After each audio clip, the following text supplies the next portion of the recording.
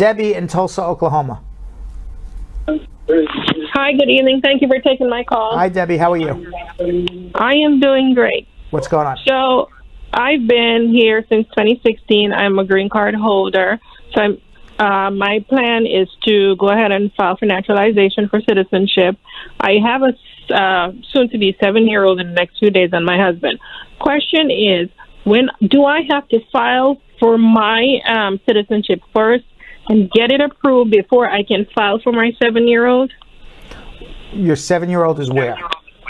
She's here with me. Okay, so she also has a green card. Okay, so the answer is yes, but let me give a little better explanation so you understand. A 7-year-old cannot naturalize. You could only naturalize over the age of 18.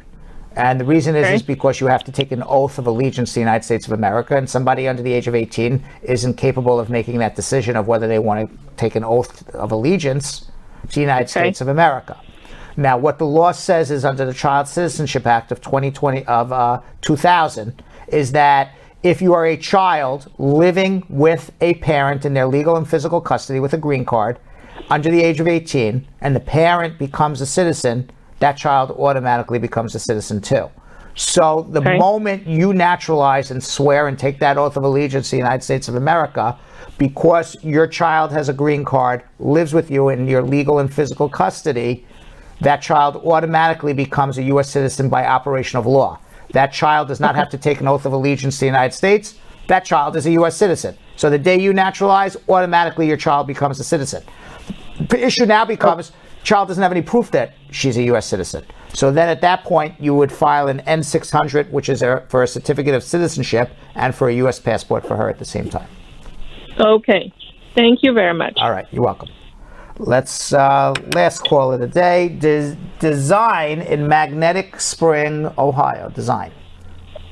Hi, how are my you? name is Design. Good. Yes. How are you? Good. What's going on? Actually, I have a question about my brother. He was deported back in 1993, I believe. I'm not sure why he was deported, and I am not exactly, because I was very, very little. And I tried getting information, and no one gave me any information. We were moved to a small town when we did that. Did he commit a crime? He, you know what? He was trapped by some of young teenagers with, you know. Well, there's an easy way to find out. It's called an EOIR FOIA. And what you do, it's a Freedom of Information Act request, and you request, EOIR is the Executive Office of Immigration Review. That's the agency that runs the immigration courts. And you ask the Executive Office for Immigration Review to send a copy under the Freedom of his file, under the Freedom of Information Act request, and you review it, and you see why he got deported. Okay.